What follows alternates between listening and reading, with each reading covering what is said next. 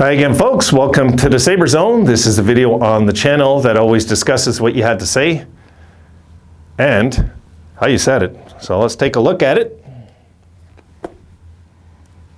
And where are my glasses? They're here. And I still got another clip up there. Give me one sec. We'll discuss this. Yes, this caught my eye.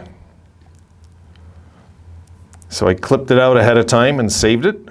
And let me open her up. Here we go. Shout out goes to Tom Hull.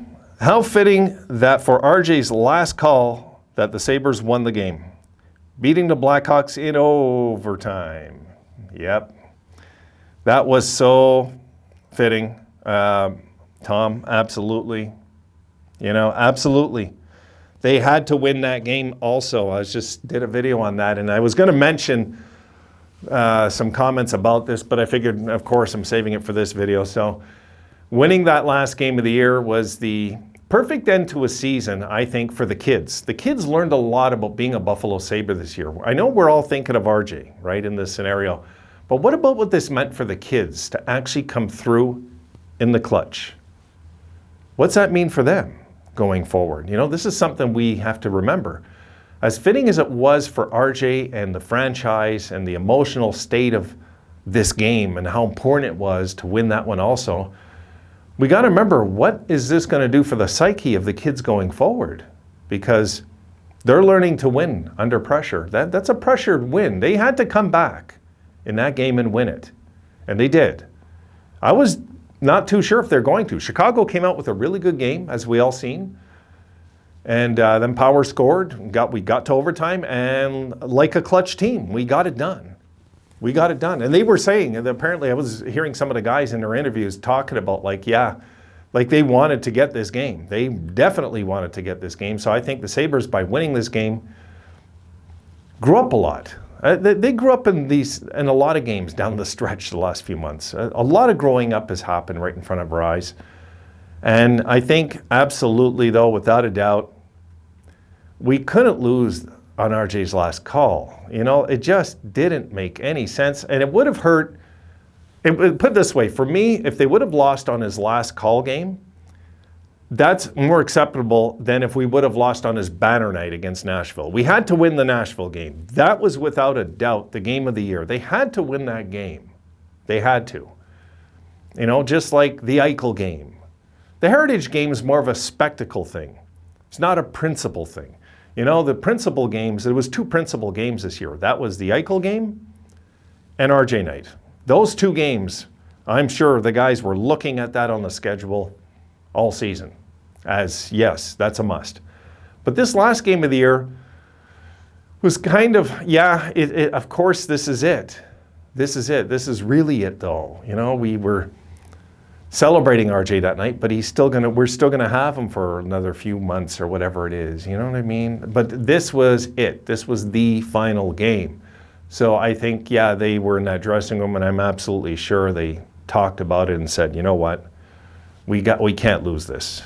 We cannot lose this game because it's the last game of the year, first of all. We want to go out on a winning note, of course, but you know, this is RJ's last call, his absolute last game.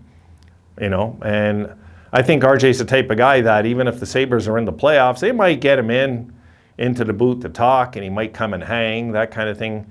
He'd be the type of guy say, no, this is the new, you know, the new regime. You guys are the guys calling now, and like he would probably be that way. I could see that.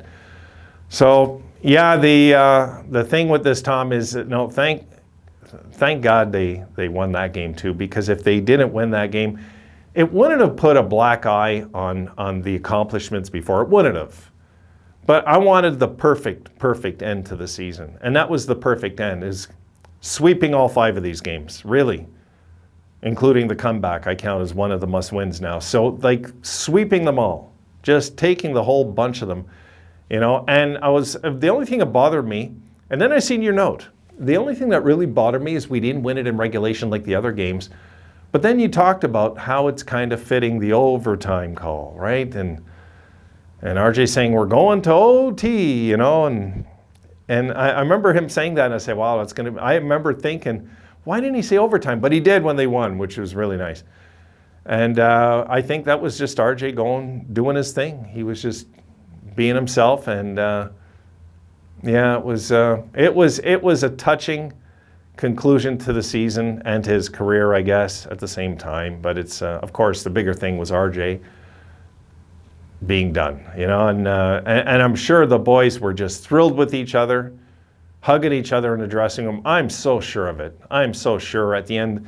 I'm sure they were just so thrilled to close the season out the way they did and made sure they got it done. This team cares about the community. They do. They care about the community. They care about the legends. They care about the history of this franchise. That's the first team, guys, that I can actually say that about in a very long time. Really. You feel it. You could tell they care. They care about being a Buffalo Sabre. They care. As much as people thought Adams doesn't know what he's doing, I think there's a whole change of that opinion right now, because no other GM has brought this. No other GM.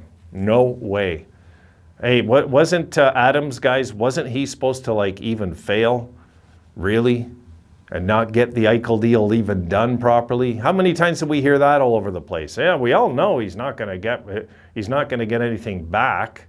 This is what people are saying. You know, we can go on and on about it. I think the culture change, we had proof. We had 5 times we had proof down the stretch run this year, and we don't need much more than that with a young team. So I'm really looking forward to next year, as all of you are.